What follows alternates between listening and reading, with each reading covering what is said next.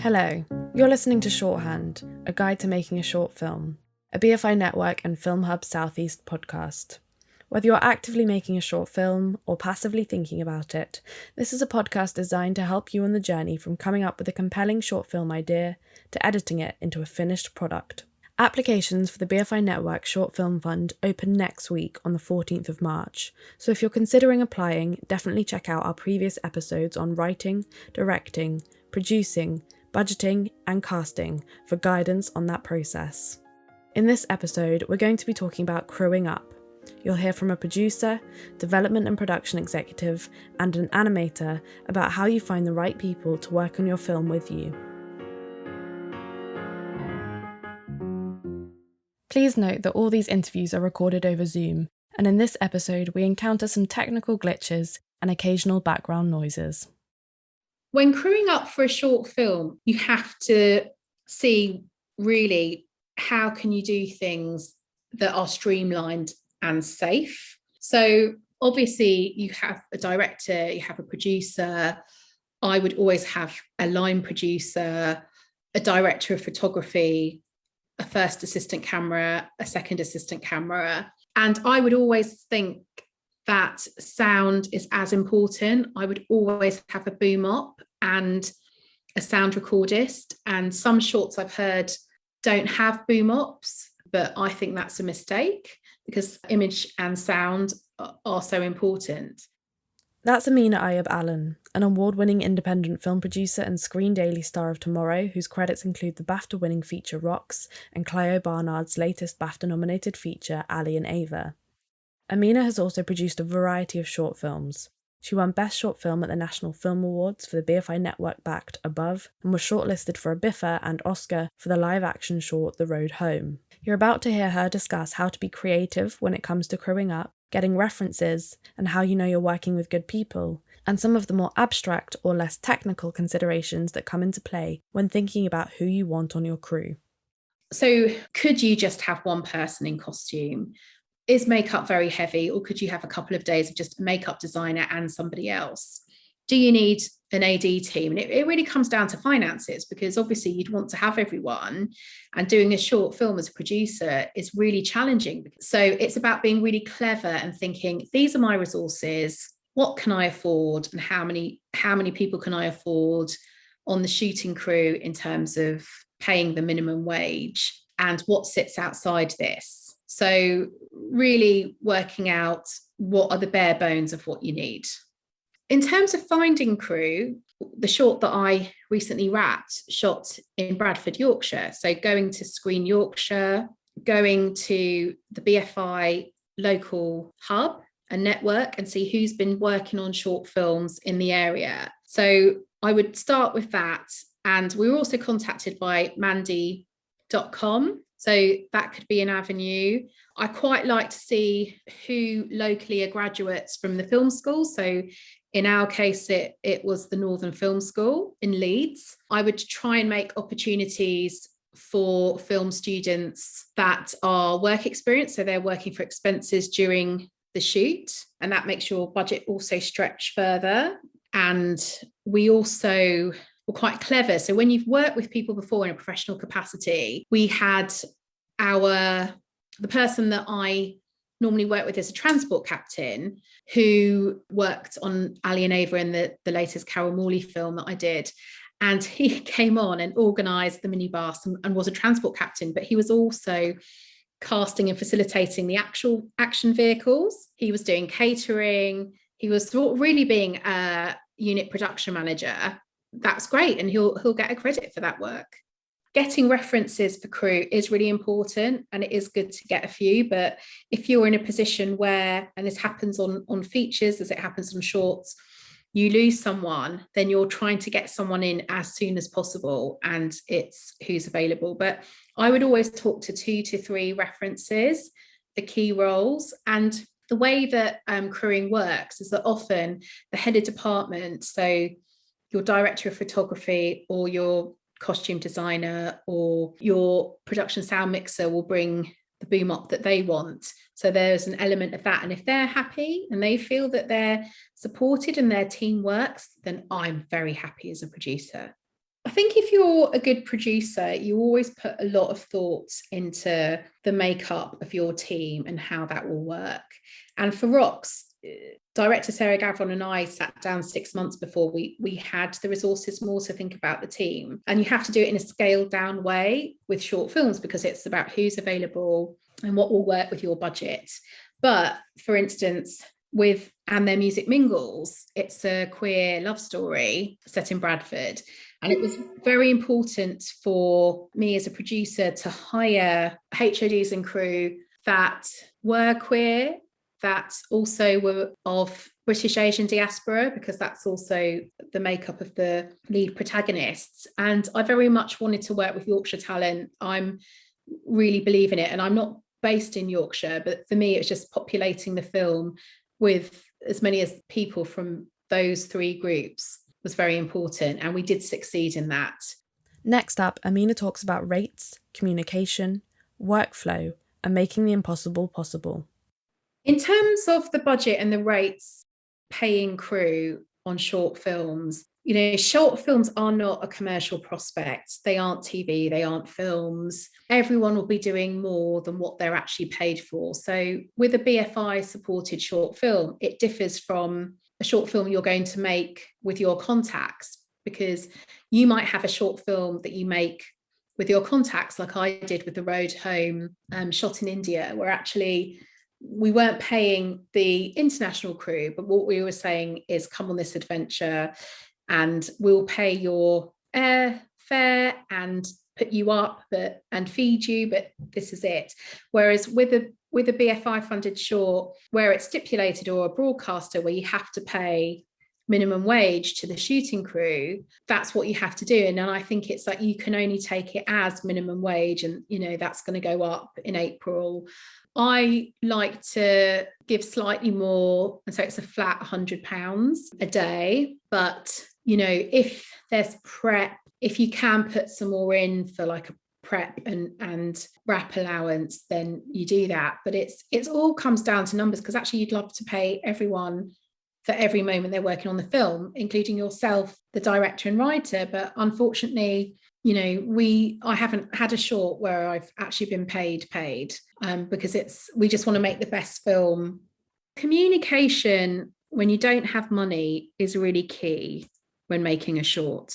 Communication when making any film is really key. And I think if you can communicate well so that everyone's on the same page about the work and what we're doing, and we don't have too many resources here, but everyone feels appreciated and valued, I think that's what you can do. And people should be encouraged to talk about any concerns in terms of health and safety, or in terms of anything else they might be worried about. And the thing is that with the workflow of a short film, sometimes things can go wrong, but you should ensure that, for instance, you send round an actual workflow before shooting, which the DIT and the production sound mixer, the editor, the DOP are all in on, and the director, so that you know exactly what is the aspect ratio, what speed is sound at. So you have all of that really clear, and ensure that you have, your drives with the master footage and they're treated like gold, and you have multiple drives, because it would be terrible to wrap your short and not have the footage or secure footage. So I think really be speaking, and with where you might bring in people that you have worked with, just really communicate that there is no budget here, but if there really is a problem, which always happens, as it does on every film, come and talk to me about it.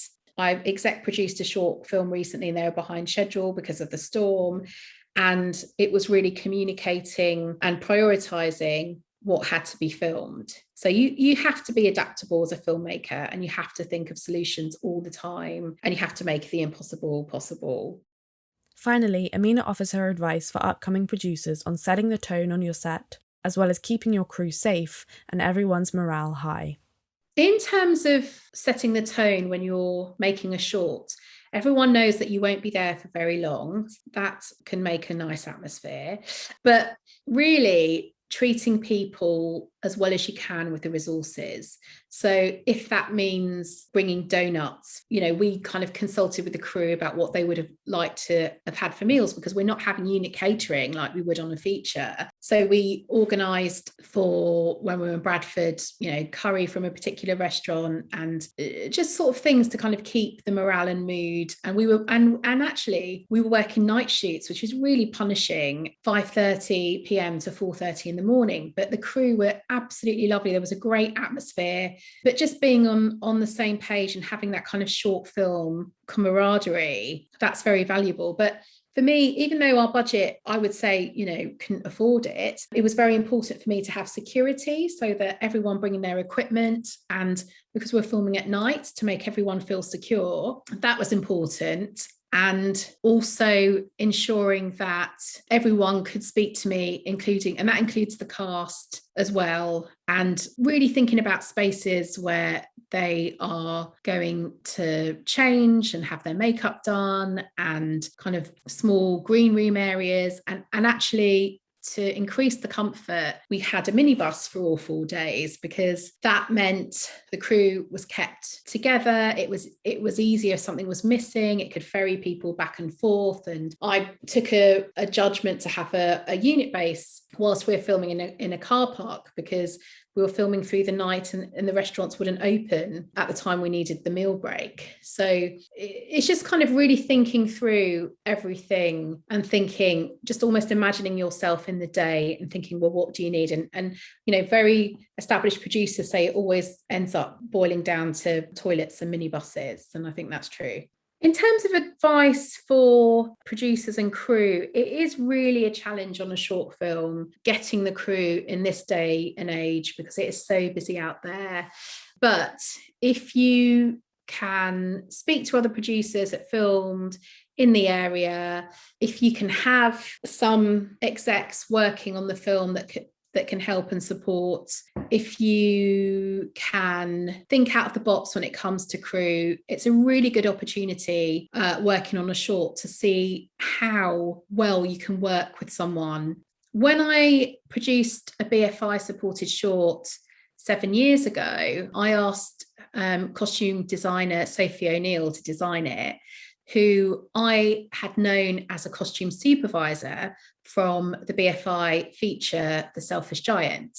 So Sophie came and she designed that short film brilliantly, and she's got some big credits as an assistant costume designer. But really it was showing the work from that film to director Clio Barnard that then meant, and I said it was a really great experience. So Sophie ultimately got the costume designer role on Ali and Ava. So there's real value in terms of working with new people and also people in higher up roles during short films. Really, in terms of making the crew happy and productive, because you really want a productive, hardworking crew, it's really looking after them and making sure that they can do the best with the resources they have. And sometimes you do have to say, look, we can't afford this. Can you challenge yourself in this way? And sometimes with features and short films, going for the lower budgeted route can sometimes have unexpected creative bonuses.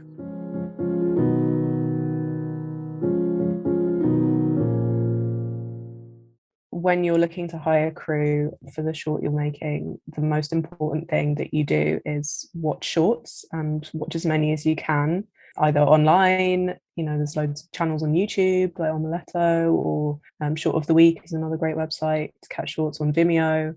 We'll go to as many short film festivals as possible. There are loads in the UK. I'll give a few a shout out: the Glasgow Short Film Festival, Leeds, London Short Film Festival, like all around the country, Aesthetica, Get Encounters. There are just so many in the UK, so definitely take advantage of that, because not only do you get the opportunity to watch shorts and see who's in the credits, but you also get to expand your network to meet other short filmmakers as well. That would be my sort of top tip for identifying people that you want to work with. That's Alice Whittemore, a development and production exec at Film4 and formerly the talent exec for BBC Network Wales. Here she gives her advice for hiring crew, how you find people full stop, but then also how you find people that share your creative sensibilities. I would also say ask for recommendations, because the industry is very much, it's about, in a positive way and a negative way, it's about who you know, especially with freelancers. You're sort of relying on recommendations and putting yourself out there. So asking people that you know and respect for recommendations of crew, I think is a good thing to do. And one of the, I'm not a big social media person, but I know that a lot of people find crew on Instagram. So I'm basically endorsing some casual stalking, but in a good way that hopefully has good outcomes for everyone. And I would say as well, in terms of finding people that you think might share the same sensibility as you creatively, in terms of, how they like to work, the story they're looking to tell, I would say consider the scale of what you're doing. What level are the people that you're reaching out to at? Are they at a similar level to you, or are your expectations realistic, basically, about the crew that you want to get? What's your budget is the key question there. How much can you afford to pay people? Because a lot of, I'm sure I'll bring this point up quite a few times, but a lot of freelancers now are used to getting huge rates by the streamers. So you're not going to compete with, maybe the top people in the industry if you're making a self-funded short. So definitely try and see who's coming up at the same time as you. Obviously, that's a great perk of going to film school, is that you have that inbuilt network there around you. But that's not to say you have to go to film school to find that network. So definitely sort of reach out to your peers and try and identify who they are.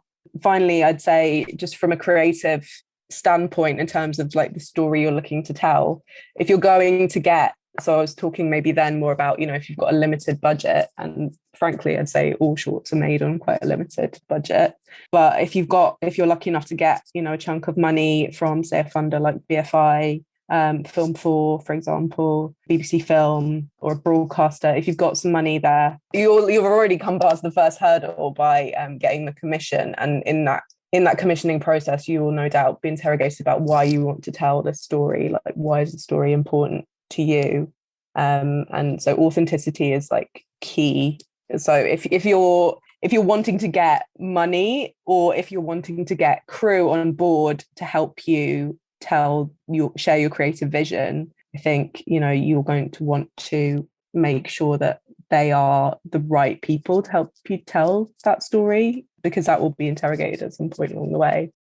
In the next segment, Alice discusses how producers or exec producers can support filmmaking teams in finding their crew, as well as the approvals process for selecting your crew members, especially key creatives. She also provides her tips on approaching your potential heads of department and how you can assess if that person is the right fit for your project. I've previously worked at BFI Network as a talent executive, and my current role, I'm development and production executive at Film4. I have also produced a couple of shorts myself, and through those talent executive roles, I've been an exec producer. So in terms of supporting filmmaking teams in finding their crew, working with funders, there's a big approvals process. That's all part of getting funding, is that your funder will want approval on all your HoDs. They won't go out there and recruit them for you. That's your job. But we will expect to get a list of who these people are and their CVs and approve it. And I've not, to be honest, there's been so few occasions where I've actually had to sort of comment on somebody and say, is this the right person? More often than not, the filmmaking teams that are seeking approval on the people they want to work with have, or to be honest, already have a kind of network around them who they are collaborators who they know they want to work with. If you're not at that stage yet, then that's the beauty of going out and making something, is you can try it out with this group or with different crew members. If you're really stuck in identifying, say, an editor, or you don't get your first choice DOP, then obviously that's what your funders are there for. They're there to sort of help you, reach out to some people. And Film4, I should say as well, BFI and Film4 will send out, and I'm sure other funders have, a sort of production pack with links on, where you could look for crew. And particularly, I guess as well, the funders have a remit to make sure that the people you're hiring are diverse and your crews are inclusive. So, we'll expect you to make a special effort to identify crew from underrepresented backgrounds and give people that maybe haven't had the opportunity to work on a funded short that opportunity. My tips on approaching HoDs and crew that you want to work with, I mean, it's really simple. I would say just get in touch in a friendly way. So it could be, through DMs on Instagram, could be sending an email.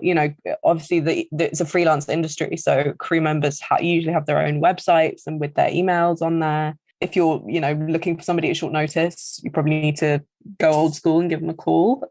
But usually I'd say just a friendly, hey, this is a bit about the film. Your work looks great. Your experience looks great. Would love to have a chat, and maybe being upfront as well in that initial approach, depending on what the platform is. Because obviously, if it's Instagram, you probably just want a quick, can we have a chat? If it's an email, you might want to give a bit more information about, what the fee is, what the expectations are.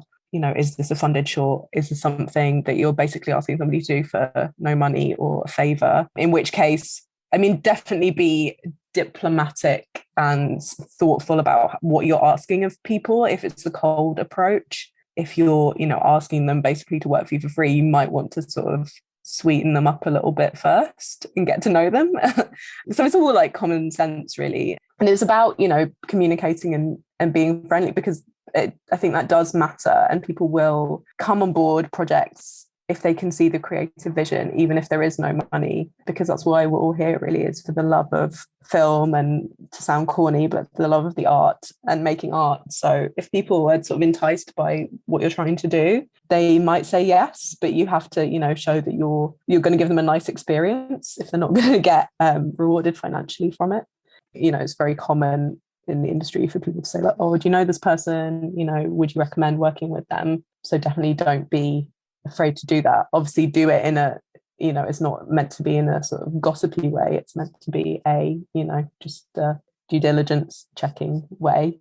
Those are the kind of questions, you could ask, just to give some examples. So, if you're looking to hire somebody for the art department, it's did their previous shorts come in on budget for a first AD? They need to be a master scheduler. So ask their advice, maybe in terms of how would you schedule this, and just have a chat about it without asking them to do much work before you actually give them the job.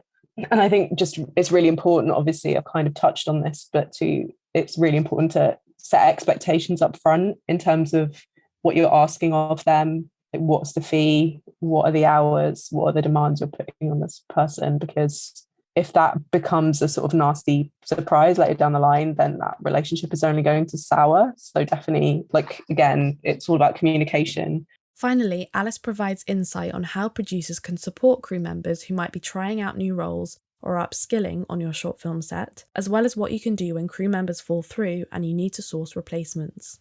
So an aspect of short filmmaking that's really great, and why it sort of exists as a step in the industry before you go in and make feature films, is just getting a chance to try different roles and try out, your peer group and who you're working with. So giving crew, a chance to flex their muscles in a particular role. And you do often find, it's particularly in self-funded shorts, that people are doing multiple roles, which I wouldn't really endorse, but obviously budgets can be tight. Definitely all roles in the film industry exist for a reason. So it's crazy, really, the expectations that are on shorts, because you do essentially kind of need all the crew that you would need on a feature film, because you're still making a film, you're still making the same product, it's just a shorter film. But ideally, everyone is there, or everyone is clear about what they're doing and is prepared to perform maybe more than one role. Again, it's communication and being clear about that. Another, I guess, on just in terms of being on the funding side and commissioning funded short films, again, there's a real drive for giving opportunities to those that are currently underrepresented in the sector. So there are shadowing schemes, for example, or trainee schemes.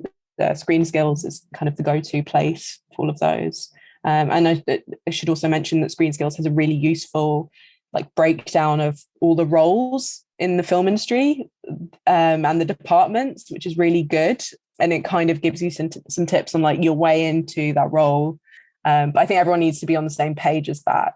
Like, you don't want maybe a really experienced DOP being assisted in the camera department by people that have never picked up a camera before. I think you need to sort of match people up, or at least, again, communicate. Time is so precious, so you don't want any faffing around or people like not seeing eye to eye. The process of making a short film it's very rare that it's not you're not under pressure. A lot of short films are shot in sort of 2 to 4 days, so your schedule is really tight and there's a lot you've got to achieve in that short amount of time, not often, as I've spoken about, for little money. So if, say, a crew member falls through at the last minute and you've got to find a last minute replacement, how do you navigate finding somebody who's not maybe your first choice, and also having to rush them through prep? I mean, I think most producers will tell you that this happens all the time, and it's so common, again, because it's so busy at the moment in terms of production. It's a freelance industry, so crew, very reasonably drop out if they're offered a better rate elsewhere, and that is happening all the time because the streamers are dominating the industry and have that money to pay people at an amazing day rate. I'm not going to lie, the producer's going to feel under huge amounts of pressure to try and find a replacement, but you do have to just explore all the avenues I've kind of already spoken about, check all these databases, put call outs, get your friends to, if they're working in the industry too, to do an Instagram story, go all out in terms of trying to find a replacement. And I think definitely just be honest about why you're looking. Again, explain the circumstances. Like, we had somebody drop out, this is why. So yeah, being honest, being diplomatic, being clear about what the time constrictions are and what you're expecting of them. Make sure everyone knows what they're signing up to, and just make them feel included. Even though it's going to be challenging time, it'll hopefully be a good experience and you will get a good film at the end of it.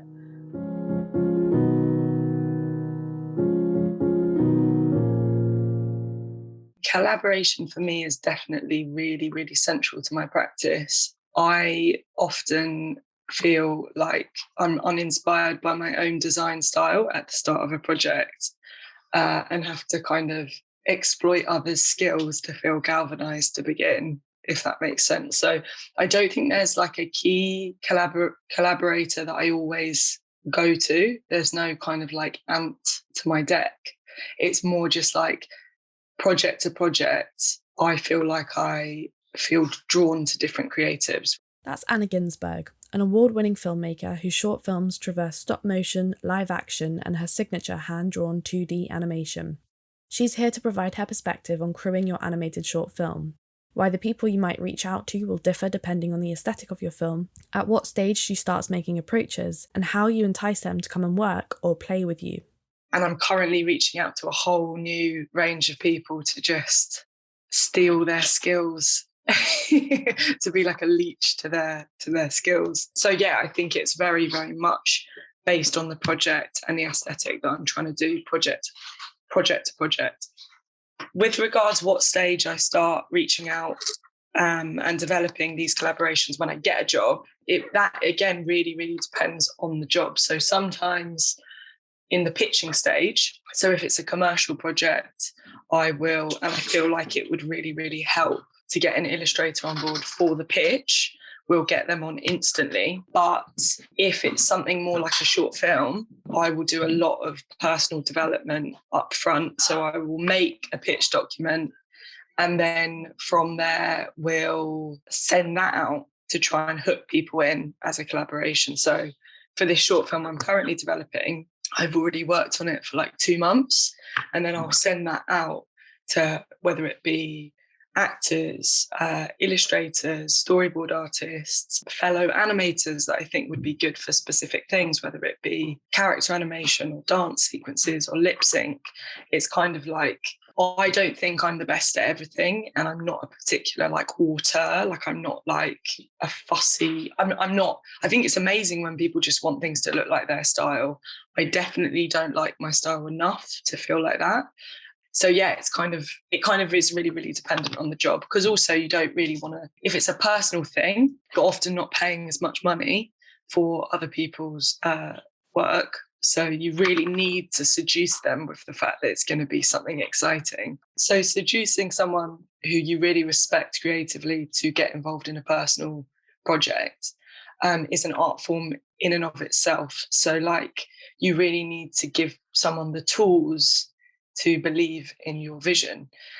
For me, that will be a big bit of writing, which is as visual as possible, which describes scene by scene what's going to happen, paired with reference images. So maybe 2 mood boards of images that aren't my own, and then style frames, which will be often then change if I'm bringing in an illustrator, but it will be worked up, quite developed drawings, maybe 3 or 4 of them, and then also some more rough line drawings at the beginning of character or at the beginning of setting or whatever, that are more loose to just evoke the fact that I've thought more than just about one finished drawing. And then also, really beefing up the fact that you think that you want them to think that you're professional, right? So any awards, any previous work, any really succinct CV page. And then often I will have tried to already include a production company, which makes people feel like it's more legit, basically. So Strange Beast will often help me on commercial or non-commercial jobs. So having a page on the production company which shows that you have like a big production machine behind you, which again makes it feel like it's more legitimate and like they might get paid. But also I would recommend putting in the initial email how much you have to pay them, because I find it so like kind of disrespectful and peeving when people send you these projects and never mention money on the first few emails, because it puts you into a position where you have to find out, and it's a waste of your time, right? So being transparent with money up front, I think is really, really helpful. Next up, Anna talks more specifically about a short film she directed called What is Beauty and why she collaborated with the people she did.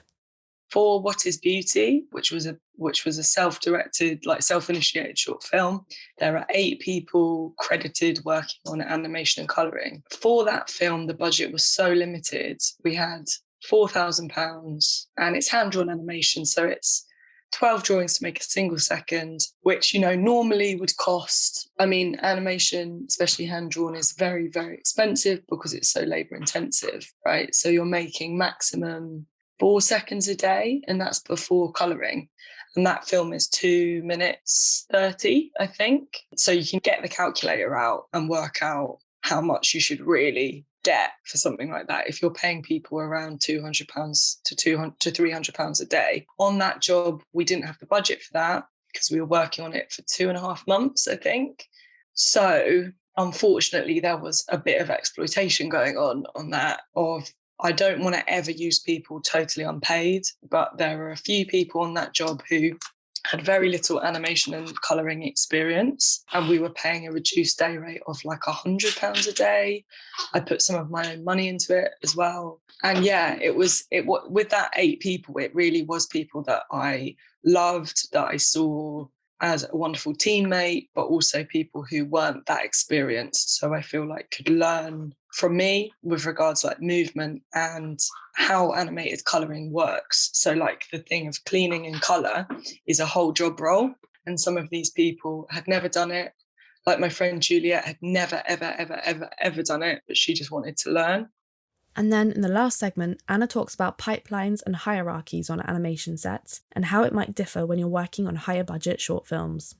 So on an animation production, it can work in a variety of different ways, depending on whether you have a production company or a producer, or whether you're self-producing. I used to produce everything myself. Most of the time, unless you're astronomically big and successful, you will also be designing and animating yourself. But sometimes you will be a creative director and you will be doing things like finding all the illustrators, finding all the animators, and then simply giving briefs to everyone. But the way it works is director and designer, animators, and then cleanup, which are the people who make the line really, really clean, which is a whole other job, and then colour. There's like a huge pipeline with animation, but when you're starting out, you tend to just have the idea and draw it and colour it. So like most of the time, this pipeline is something that you discover later on as like this way of producing higher budget work where there's too much for one person to take on. And often now with Strange Beast, they will say, who are my production company, they will say, what animators do you think would be appropriate for this job? They'll see if they're available. And then we will bring on another team of people for colour and cleanup who are less experienced, but have my sensibility when it comes to Photoshop or a more like textured, rough colouring approach. So there's different people with different skill sets for different things.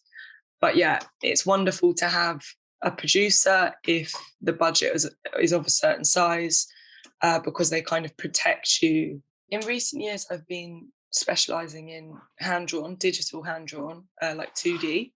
But in the past, I have done live action and stop motion, more puppet stuff. And yeah, in terms of with stop motion, a lot of the production cost is very expensive upfront. So you need a studio, you need somewhere to build a set, you need to make puppets, you need to rent a physical space to set up the set, you need cameras, you need lights, you need a blacked out space, which, you know, if you're a young person, especially in like an expensive city, this can be a bit. I think one of the main reasons why I moved into 2D is because production costs are nothing upfront, other than like maybe Adobe costs, but you can also get free 2D softwares from the internet. So yeah, the whole thing with stop motion is a lot more high stakes upfront, and then when you're in production, you know, it's all set up and you're ready to go, kind of thing. But again, to do a really professional looking stop motion job, you'd have to rent beautiful space somewhere with potentially a director of photography. You really have to understand cameras. I worked on a stop motion music video for 6 months at university, and I worked out that if I'd made it in London, it would have cost, I think, 125k. Because I had a stop motion space for 6 months with 2 cameras and loads of lights. So yeah, not to discourage people, because there are workarounds. And then for live action, it's totally different. So again, you need more money potentially up front, but then it only takes a day or 2 days to shoot a live action music video, and then you're in the edit, right? So in terms of the time, it's cheaper in some respects because you're not having people work for 3 months on a 2-minute short film. Thank you for listening to Shorthand. Look out for a new episode next week that will focus on the relationship between the cinematographer and the director. Thank you to our guests this week, Ameenah Ayub Allen, Alice Whittemore, and Anna Ginsburg. Shorthand is a BFI Network and Film Hub Southeast podcast produced by Nicole Davis with support from the BFI Network and ICO team. Special thanks to our editor Graciela May Chico and Epidemic for the music.